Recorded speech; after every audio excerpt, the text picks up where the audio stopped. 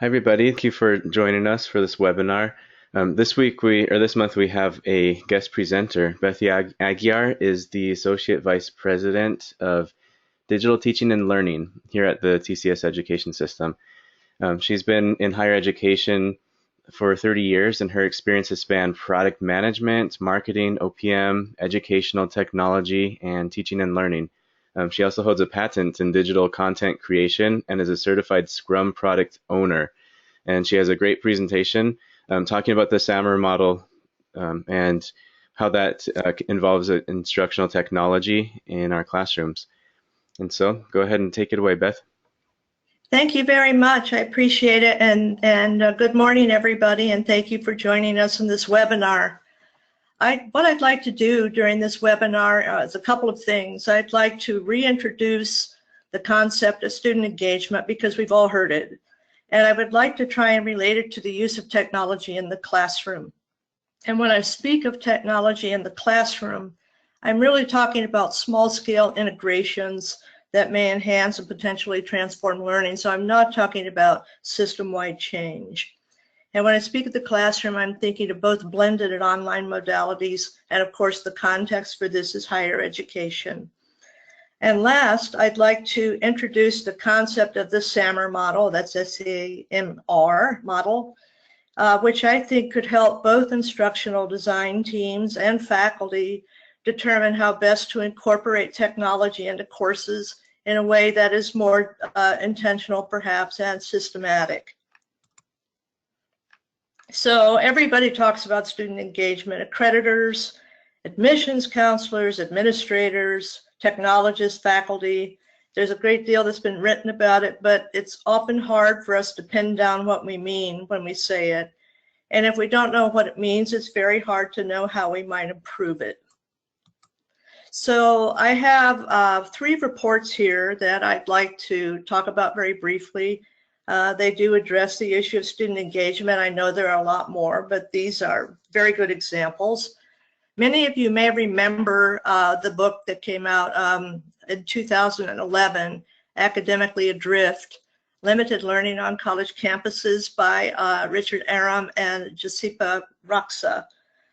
It was pretty controversial when it came out because the author's thesis was that students don't learn much in college and that they have limited engagement in academic studies. And whether you loved it or you hated it, they did make a point based on data, and they didn't try and get away with just presenting student engagement as a first-order construct. We also have over to the right, Engagement Insights. This is published by the National Survey of Student Engagement, or NSSE, and they regularly survey hundreds of thousands of college students on their attitudes toward higher education. And I'm looking at a 2013 report. According to the NSSE, in 2013, only 10% of students were what they called fully engaged, and between 20 and 40% were fully disengaged. And the NSSE's definition of engagement is that students make a psychological investment in their education, and they strive to internalize what they've learned into their lives. So clearly, motivation and application are important. And then we've all heard of the Gallup Polls, and many of us know that Gallup has done a lot of work with corporations on employee engagement. And in this case, they teamed up with Purdue to create the Gallup Purdue Index. And in the 2014 version of that, they reported that graduates, so they're talking about students who recently graduated and landed that first job, were more likely to be engaged in work and have a sense of well-being if they had previously experienced support from a faculty member and were engaged in extracurricular activities, which sort of contradicts what Aram and Raksa were saying in Academically Adrift, that students are spending way too much time on extracurricular activities to the detriment of academic engagement. Anyway, these are 3 studies that attempt to define student engagement. But I really wanted to know what it really was, as opposed to this is what Gallup says or this is what NSSE says. So I thought I would go do a little research. Now, this is not a lit review. but it is a sampling of what a number of behavioral scientists have to say about engagement. So this is Skinner, but this is E.A. Skinner and not B.F. Skinner. And Belmont say that engagement is when students select tasks at the borders of their competencies. So in other words, when they are challenged and when the work is rigorous, not too rigorous, but certainly not simple. Then Bornia and Associates in 1997 stated that engagement is when students desire and are compelled to participate and be successful in the learning process. So clearly there are extrinsic reasons why students would want to be engaged, but also intrinsic reasons and intrinsic motivation for them to be engaged. Cook focuses on multiple factors to explain engagement. So he looked at purposeful student to faculty and student to student interaction, student satisfaction, persistence, and achievement. And this last one was a study by Bigetel and Williams, and they are two faculty members who currently teach for the World Campus at Penn State. And there may be surveys about student engagement, but this is one that I am aware of. And they created this survey based on student self-reports on engagement, and they tied it to student to faculty and student to student interaction, real world application, and student motivation to learn. So I think that when we talk about engagement, student engagement in general, we are talking about challenging work, meaningful interactions with faculty and peers, and certainly student motivation to learn. And I would add that most likely interaction with content in a meaningful way. And that's where I think technology will fit in.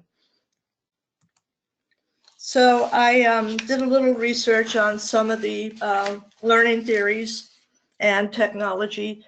And I think all of these learning theories are robust enough to accommodate technology. So certainly with constructivism, it posits that learning is an active, constructive process where the learner is the constructor of information. And theorists emphasize that we learn by engaging with learning materials and incorporating new experiences into older ones. And certainly technology tools would facilitate this process. Likewise, experiential learning states that we learn through our experiences and the world as we form and reform ideas. So anyone who's had a child that has participated at a tech skills challenge like Robot Wars, they certainly know that we learn through application and that as a result we gain confidence in our abilities. Then situated learning emphasizes that we learn best if knowledge is presented in authentic contexts. This context can include interaction with tools and artifacts or other people. And a bit later in this webinar, we address situated learning through mobile technology. With respect to constructionism as opposed to constructivism, Seymour Papert and his student Gary Steger assert that we learn through tinkering, making, and engineering. And the makerspaces movement that we have going on in so many places today has its origins in Papert's early work. Then last, Canadian educator and pioneer in distance learning, Linda Harrison, says we learn by working together to create knowledge and solve problems. And with respect to distributed learning, knowledge takes place in a natural environment that is synergistically connected to members of a learning community. And of course, a natural environment these days is one that is either blended or completely online. Now, this is important because digital literacy as a skill and as a mindset is expected in today's workforce. This is a copy of the 2017 report of the New Media Consortium on Digital Literacy.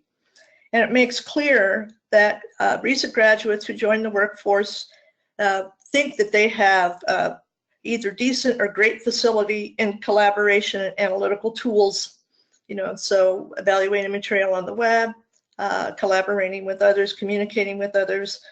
but they report that they do not have adequate skills when it comes to producing media across a wide range of formats, or creating artifacts that communicate ideas and stories. And we all know that storytelling and the ability to apply learning in a way that we can make it into a story or a lesson learned is very powerful. So we might say that recent graduates possess only one aspect of digital literacy, and that they are really consumers of technology and not necessarily producers. And I think that this is where application of the SAMR model might come in handy. So the SAMR model, depending on who you talk to, was either created or popularized by educator Ruben Puentedura. And it's a technique and a way for instructors to plan and evaluate how to integrate technology into their classroom. Or as he would say, it is a continual re-examination of practice to make the best use of technology. He has a PhD in chemistry. He has a consulting group called, I think it's Hipposis, and he worked primarily with K through 12, but also with higher ed. But he was, I think it was when he was working with middle school and high school science curriculum that he began to develop this model about how to use technology to make learning a more powerful experience. And this is an example of the model. So SAMR is simply an acronym for substitution, augmentation, modification, and redefinition. And these could be considered 4 strategies or dimensions for technology integration. So at the bottom, we have substitution, where technology acts as a direct tool substitute. So if you think of an online form and a paper form, that might be an example of substitution. Augmentation, then, is where technology acts also as a direct tool substitute, but there's been some functional improvement.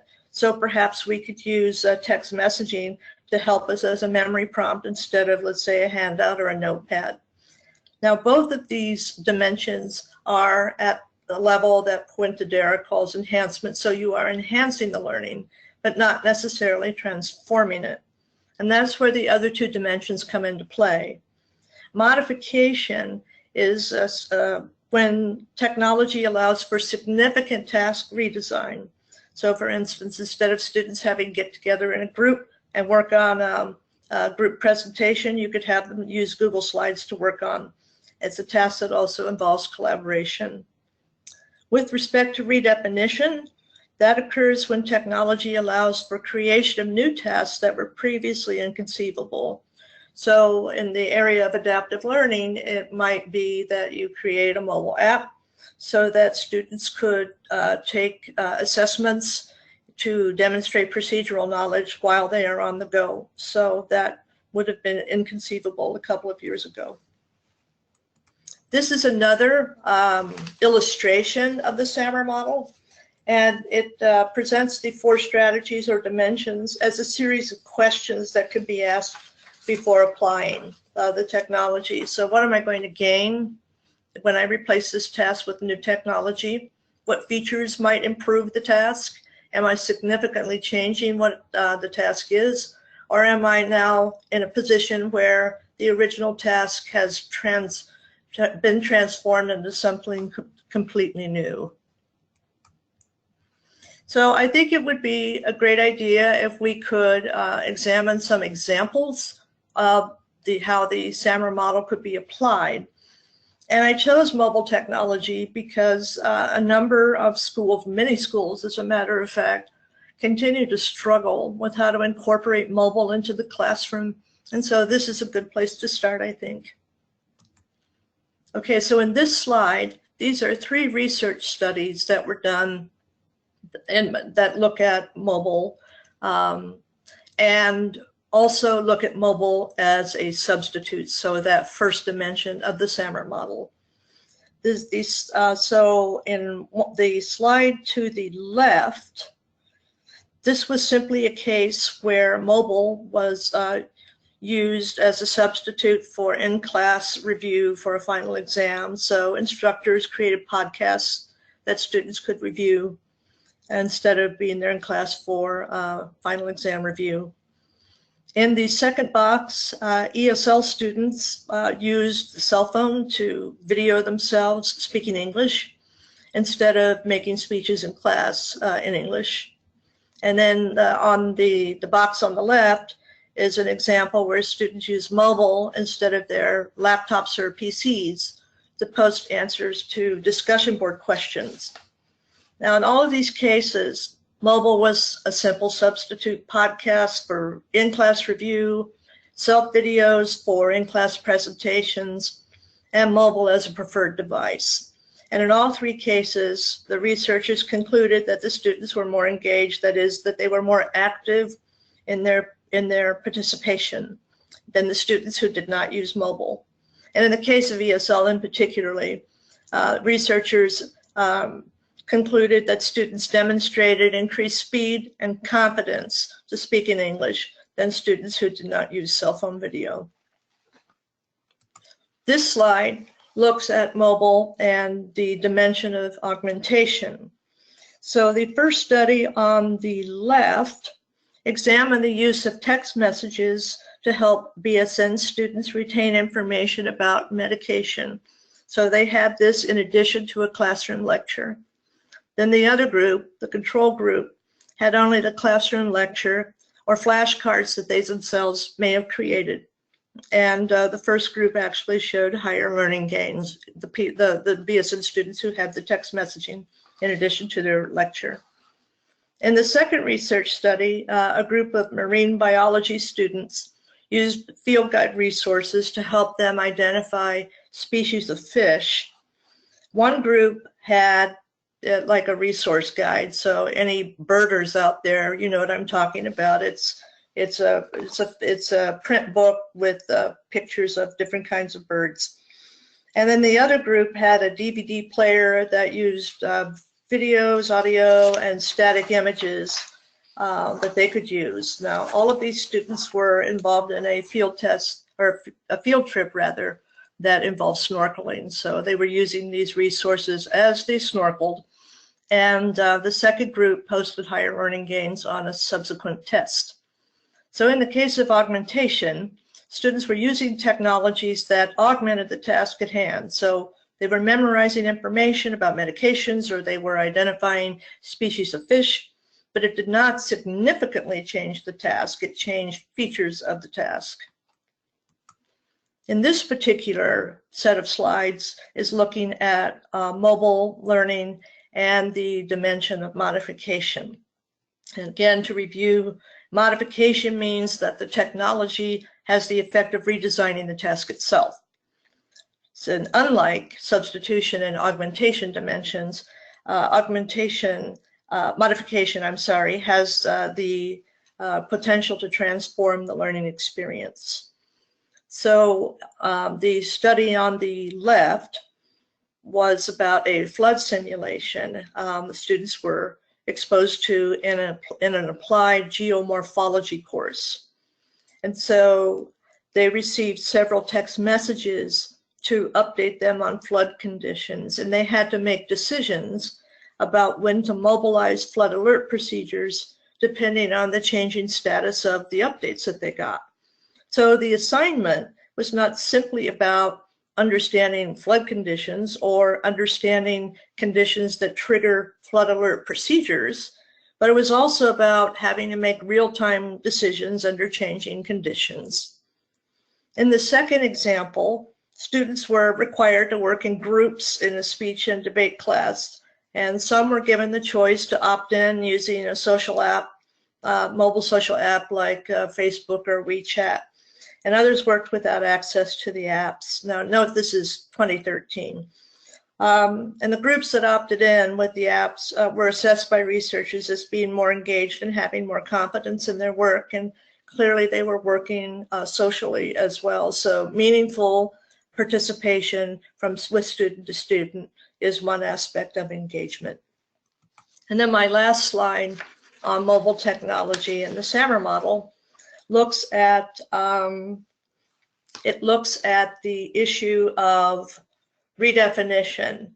And in both cases, we are using augmented reality. I don't know if any of you saw the announcement not too long ago about Amazon having launched their product called SAMR. It's a browser-based tool to create AR and VR.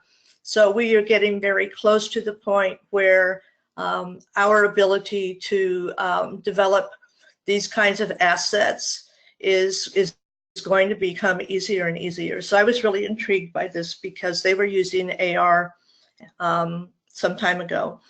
In the box on the left, the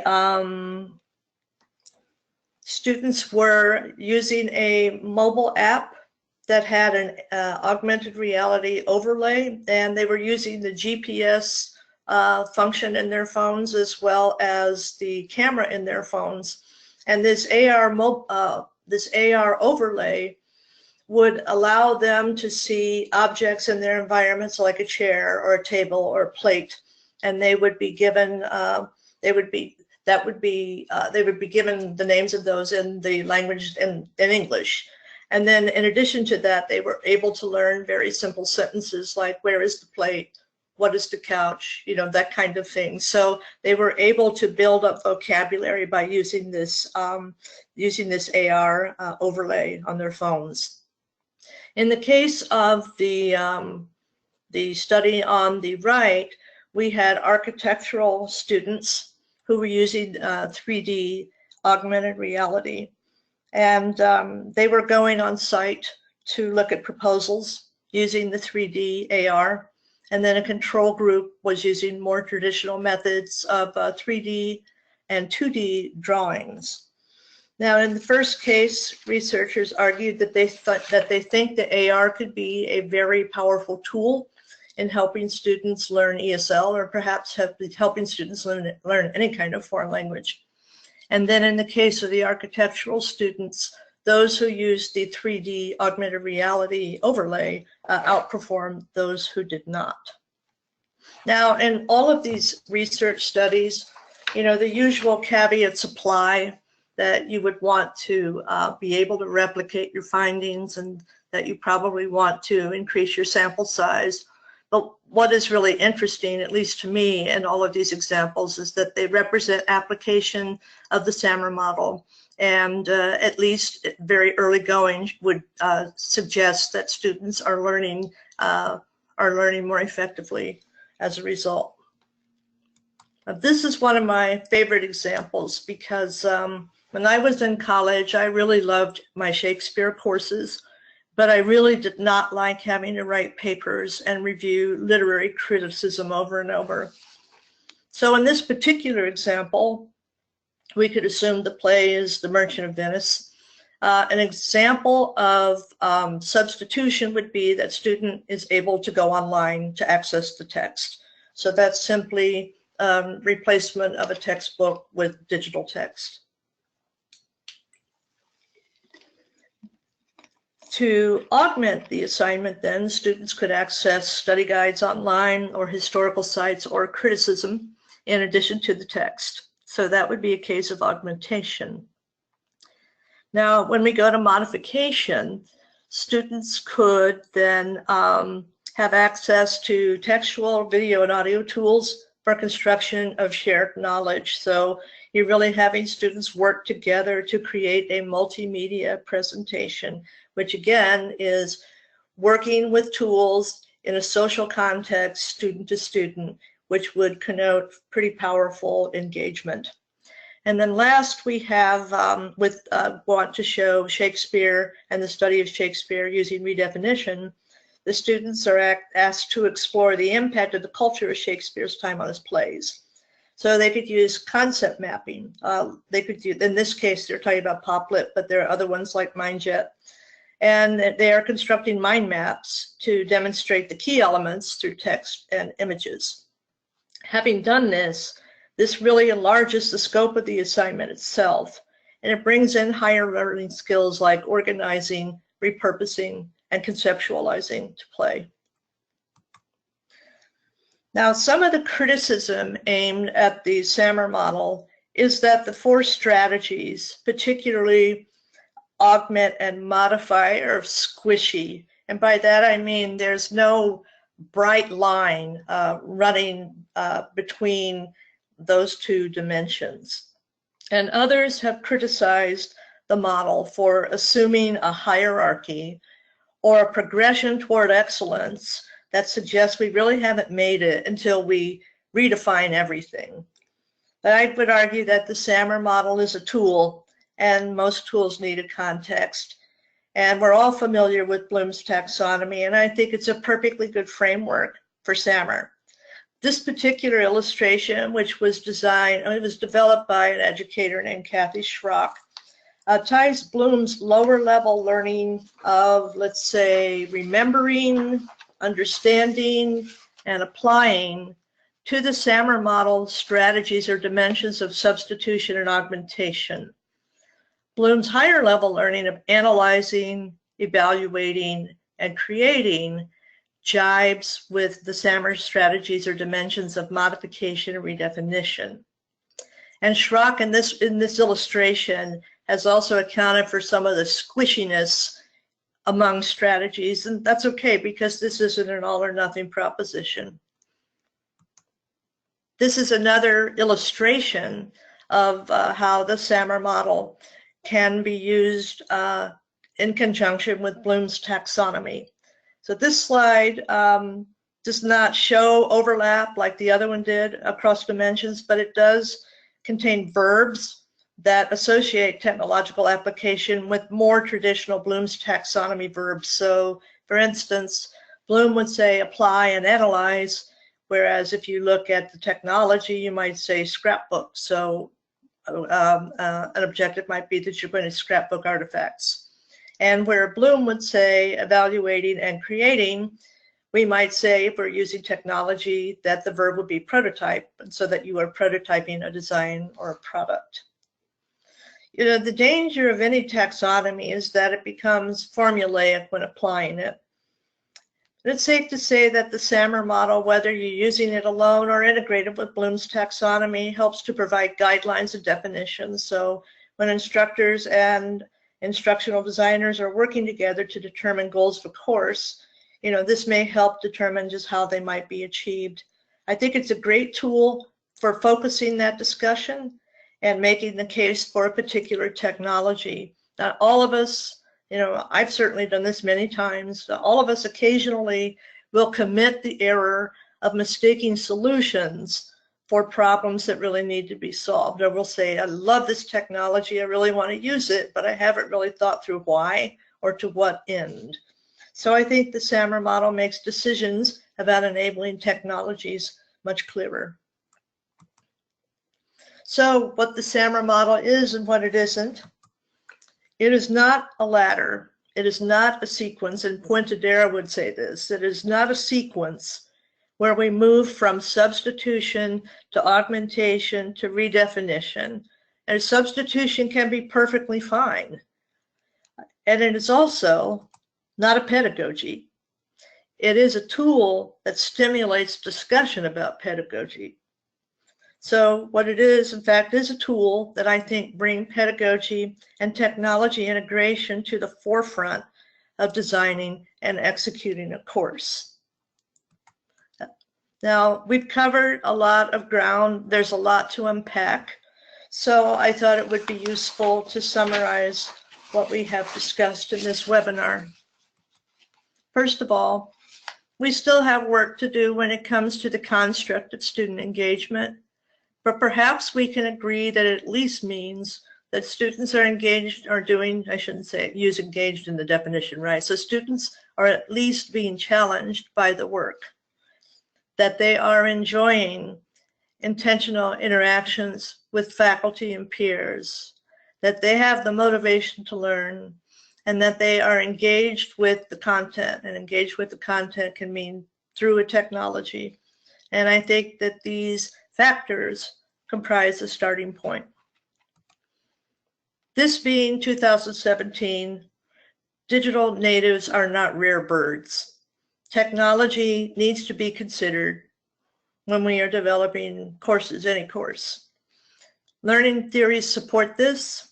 The workplace demands it. The ensuing competence created by its use justifies it, and the SAMR model focuses our attention on it. We looked at several experiments and case studies that suggest use of the SAMR model results in higher level learning gains and competence. Of course, as I said before, experiments, research needs to be replicated, sample size need to be increased, but this is a really good first step, and I see lots of research opportunities here. And last, the SAMR model is a tool that may be integrated with other frameworks like Bloom's taxonomy to ensure that the integration of technology is at least considered, by the faculty and by instructional designers who work with that faculty. Because we know in the final analysis, both faculty and designers are committed to learning-centered learning experiences and want to make those experiences as transformative as possible. Thank you for listening, and that's the end of this presentation. Thank you, Beth. That was amazing. And to reiterate, I made a comment in the chat. The slide deck will be available in the follow-up email. I had one thought here towards the end, looking at the model, the way education is going today.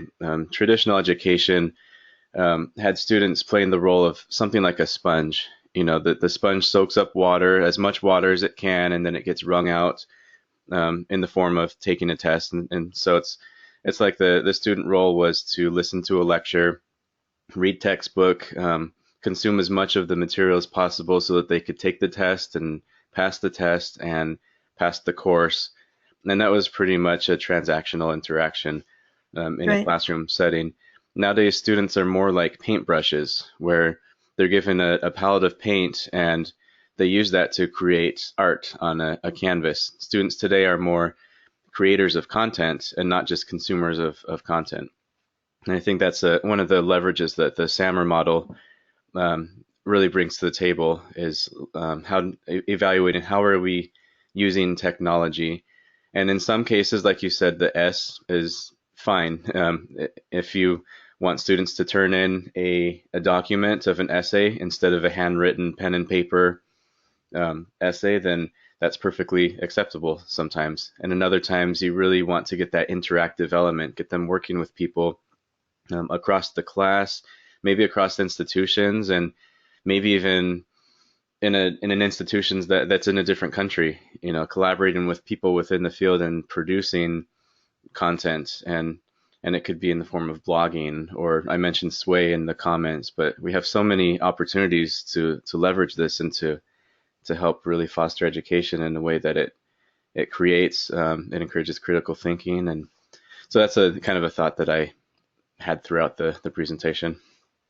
Well, I really like the example or the metaphor of student as painter, or in some cases as artist. And again, the 2017 digital literacy impact study that was done by NMC suggests that we really do need to pay more attention to helping students become producers as opposed to simply consumers of technology. And I think it's getting easier all the time. Excuse me.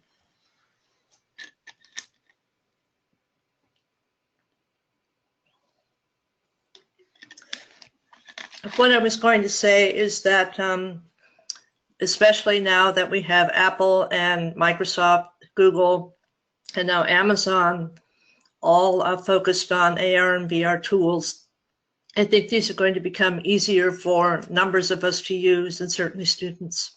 And I see application of the SAMR model with respect to TCS, particularly as we begin to look at AR and VR in curriculum. And I also see it as particularly apt as we begin to round out our international experiences. Yeah. We have one question in the question pane. Virginia is saying, thank you for connecting the Bloom's taxonomy. I don't know if you want to go back to that slide real quick. She says, but I'm not sure I see exactly how you operationalize the advanced descriptors like evaluating. And I'll mention one thing. I know Beth has some commentary, but one disparity between Bloom's and SAMR is Bloom's is really a progressive spectrum, I could say. You could argue otherwise. SAMR is not meant to be an evolving progression of assignments. It's just categorization. And so Virginia's asking about operationalizing the advanced descriptors like evaluating, which would be high on the Bloom's scale. Well, so first of all, I think that before anything like this can be attempted, there needs to be conversation among the instructional designers and with the faculty about what do you mean by these terms. So because if there's not shared understanding of what we mean by evaluate or what kinds of artifacts exemplify that, then it's really kind of a difficult thing to get moving. I think all the SAMR model is trying to do with respect to Bloom, and I'll use this slide as an example, is that when we talk about when we talk about creating something in Bloom, typically we're talking about creating a presentation, or maybe even we might be talking about makerspaces.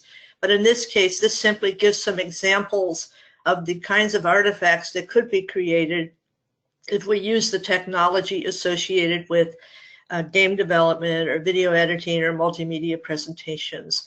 So I think that that's how I would look at operationalizing it. I'd have to have shared understanding with my peers or with my group who were tasked with developing the course.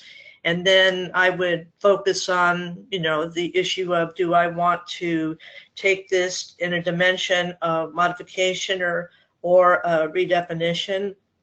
And if I do, what kind of technologies are involved? And given this technology, what kinds of artifacts or outcomes should I expect from that?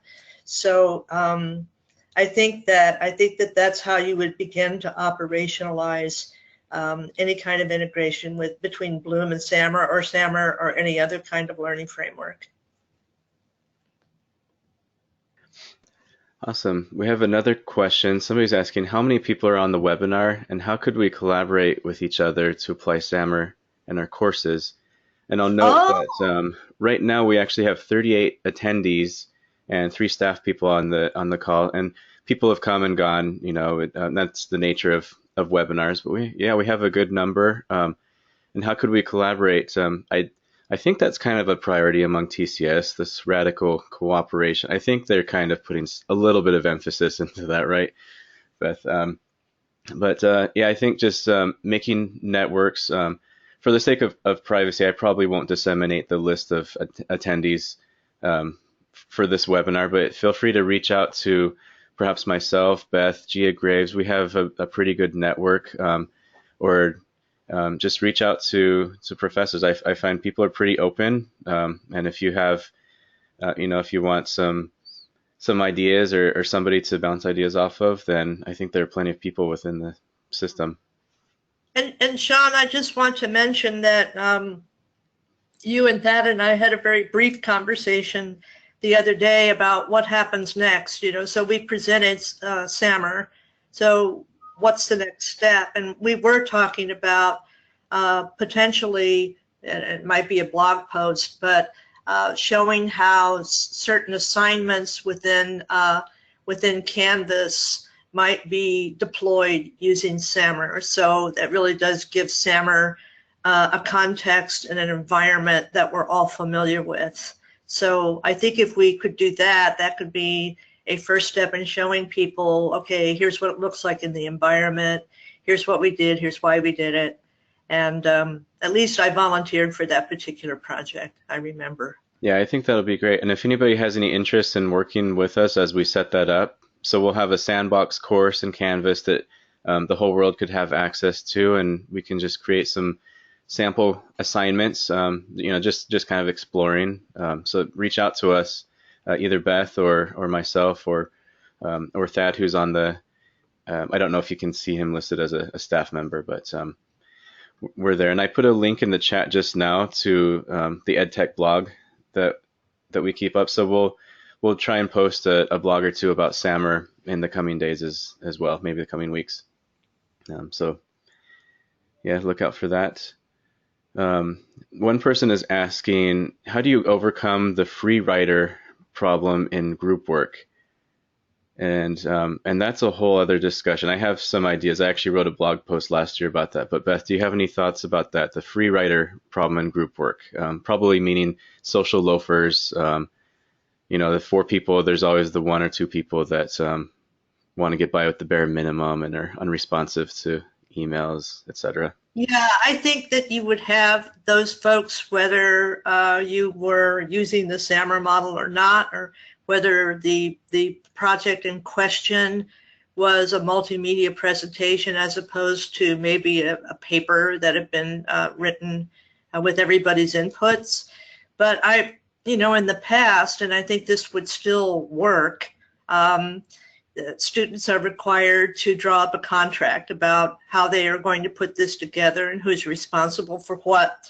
They also put together, it's very common in product development activities, they put together a list of people who are responsible for particular activities and timelines, and then they use that. So it's partly a project management tool that students can use to keep each other honest, and it's also a contract which I like to think of as sort of a social contract, that this is how we are all going to work together. And when we have people shirking or we have conflicts, this is how we're going to deal with it. Now, clearly, they need to be helped with that, particularly if it's their first time using it. But I've seen it used to pretty good effect in my experience. I have 2. I call that a team charter when I do that. And a few approaches that I use is I like having group projects that are not just this week you're going to be with a group and you're going to do something, but I like putting students in a group for the duration of the course, so they really get that rapport and they get to know each other's styles and schedules even.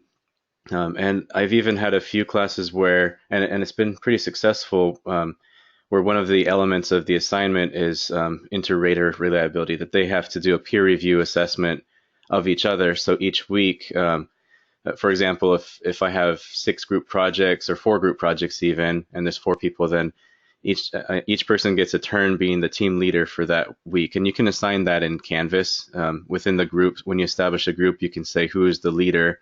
And then each week I would rotate the leaders, and I had a boilerplate email that I sent out saying, here are your responsibilities, and here's a rubric where you can assign grades to each person. And it's very transparent, so people know what they're going to be assessed on, that they know that their teammates are going to be assessing them and that they're going to assess their teammates, and they stay pretty honest that way, and they stay accountable with each other. And so it's not just me coming down from on high with my tablets descending from Mount Sinai saying, you need to be doing A, B, and C. It more puts the burden on the students as well, and it makes them accountable for each other.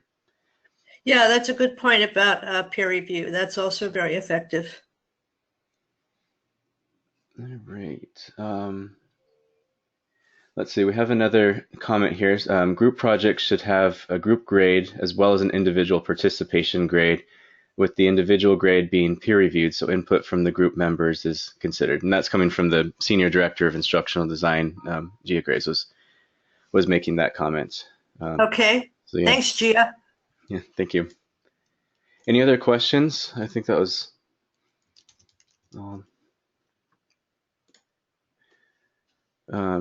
and if anybody wants, if you'd like the mic, if you want to talk, I know we have a few minutes, or we could end a few minutes early. But if you want to be unmuted, then we can give you the mic if you have something that you'd want to share.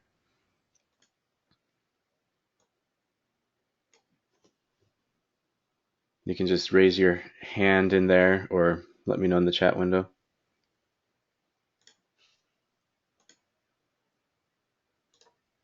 Let's see. Krista's asking, where's the blog? I have it in the chat window if you see in GoToWebinar. It's tcsedtech.com/blog or tcsedtech.com, and there's a link to the blog in the top notification there. All right. I don't think there are any other questions. If anybody thinks of anything, go ahead and email myself or Beth. Thank you, Beth, for all of the dedication and sharing this with us and really connecting the dots. I think incorporating different theories and really applying it in a way that we can leverage here at TCS. Thank you. I appreciate it. All right. Thank you, everybody. Take care.